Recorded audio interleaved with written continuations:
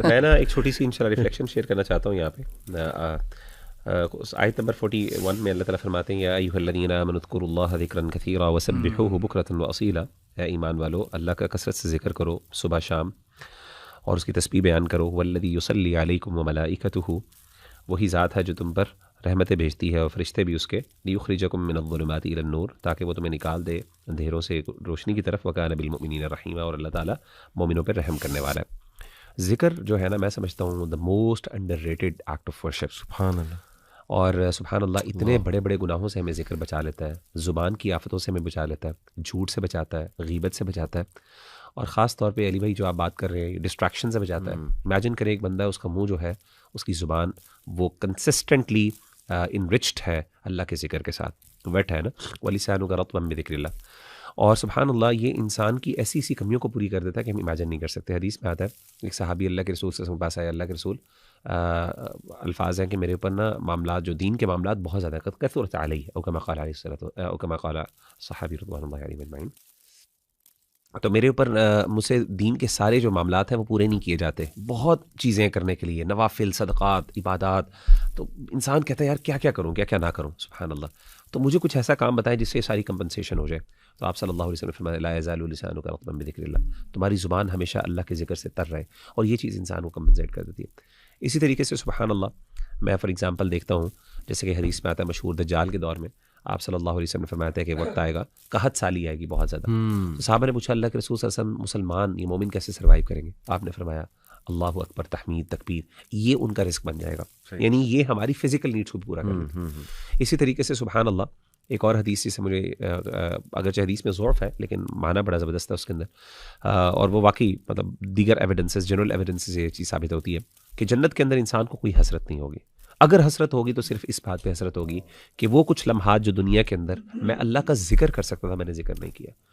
اور میں سمجھتا ہوں کہ انسان کی فوکس کے لیے, ڈسٹریکشن سے بچنے کے لیے, انسان کے راہ راست پہ رہنے کے لیے, اور انسان کی بڑے بڑے گناہوں سے بچنے کے لیے ذکر جو ہے نا اللہ کا. اور سب سے بڑی بات ہے احمد بھائی میں نے یہ دیکھا کہ جو بندہ جو ذکر کرتا ہے نا وہ کم بولتا ہے, کیونکہ اس کا زبان ذکر کے اندر مشغول ہوتی ہے, وہ کم بولتا ہے. اس سے اس کی وجاہت, اس سے وہ غلطیاں کم کرتا ہے. اگین زبان وہ ہے نا اتنی بڑی بات ہے, اور پھر وہ ذکر جو ہے سبحان اللہ, جب امیجن کرے اللہ اکبر سبحان اللہ ایک انسان کنسسٹنٹلی کہہ رہا ہے, اور اس کے ساتھ کوئی بھی گناہ آ گیا, جیسے یہ ڈسٹریکشن صاحب بتا رہے ہیں کہ یونیورسٹی کے اندر, کالجز کے اندر خواتین ہیں ساری, امیجن کریں ایک بندے کے منہ پہ استغفار چل رہا ہو, استغفر اللہ, اللہ اکبر سبحان اللہ والحمد للہ, تو سامنے سے جب خواتین گزر رہی ہوں گی ڈیفینیٹلی اس کو حیا اور شرم آئے گی, یہ چیز اس کو بجائے گی. آپ دیکھیں ان الصلاۃ تنہی عن الفحشاء والمنکر, یہاں پہ اللہ نے کیا کیا, بڑی کمال کیا ہے, بے شک نماز فحاشی سے اور برائی سے, برائی کے اندر فحاشی شامل ہے لیکن فحاشی کو الگ سے اس لیے ذکر کیا اس کی بڑائی کی وجہ سے, اس کی گریوٹی کی وجہ سے. آگے اللہ نے کہا وَلَذِكْرُ اللَّهِ اکبر, اللہ کا ذکر بہت بڑا, یعنی اللہ کا ذکر یہ ساری چیزیں کور کر لیتا ہے. سبحان اللہ, اللہ کا ذکر جو ہے وہ آپ کو اس فائٹ کرنے کی, پوری فائٹ کرنے کی آپ کو اسٹرینتھ دیتا ہے, انرجی دیتا ہے, آپ کو بہت سی چیزیں بجاتا ہے. تو میں آپ بھائیوں اور بہنوں سے کہوں گا خاص طور پہ, اور اپنے آپ کو بھی نصیحت کروں گا, کثرت سے اپنی زبان کے اوپر نا استغفار رکھیں, ذکر رکھیں. اور اس کا سب سے بڑا فائدہ پتہ کیا ہے؟ خاتمہ بالخیر.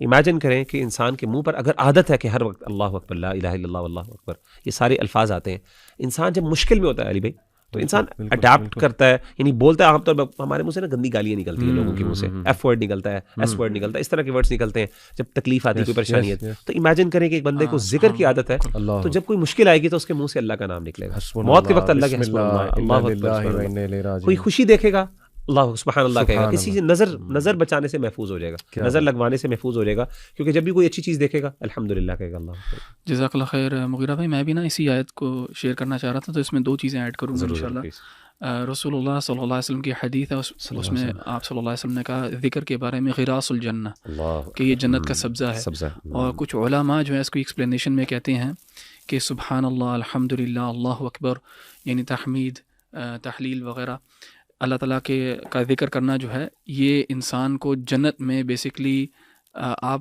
باغ لیتے ہو اس سے.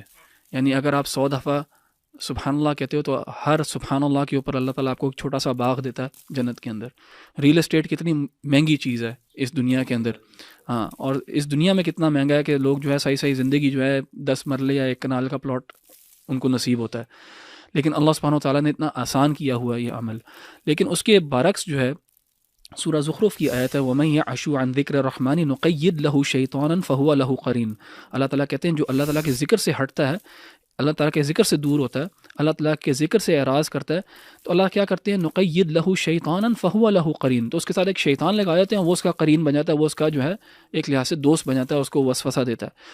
تو ذکر جو ہے اگر وہ نہیں ہوگا، یعنی عدم الذکر جو ہے وہ شیطان کے لیے آسانی ہو جاتی ہے کہ انسان کے اوپر وار کرے. تو وہی آپ کی والی بات ساری جو ہم باتیں اپنی کنیکٹ کریں، تو اگر حل کسی چیز کا ہے تو اللہ تعالیٰ کے ذکر کے اندر ہے، اور نماز کو بھی اللہ تعالیٰ کا ذکر ہی قرار دیا ہے.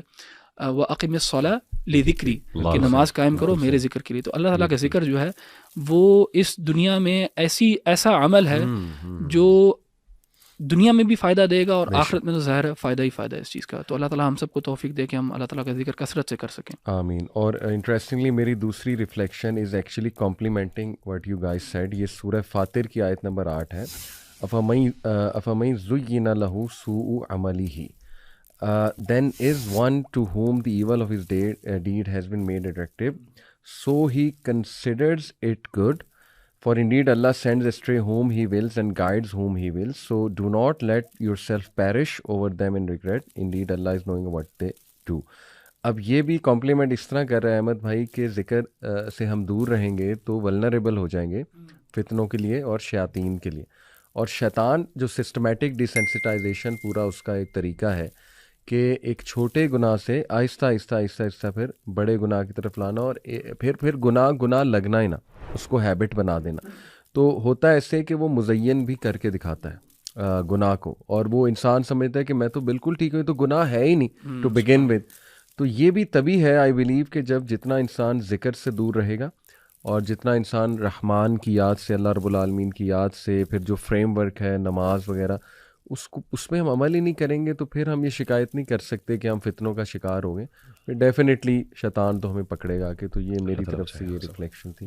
علی بھائی ذکر سے نا انسان کا دل صاف ہوتا ہے، اور کثرت ذکر سے پھر انسان جو ہے اللہ تعالیٰ کی روشنی سے دیکھتا ہے اشیاء کو، اور اس کی جو بصیرت ہے وہ مختلف ہو جاتی ہے. تو جیسے آپ نے کہا نا کہ ان کو گناہ ہی نہیں لگتا، اس کی وجہ یہ ہے کہ اللہ تعالیٰ کے ذکر سے خالی ہے دل. اگر اس ذکر سے بھر لیں گے تو پھر سب چیزیں کلیئر ہو جائیں گی، اور اللہ تعالیٰ جو ہے نا وہ اپنی روشنی کے عوض انسان کو گائیڈ کرے گا. جزاکم اللہ خیر.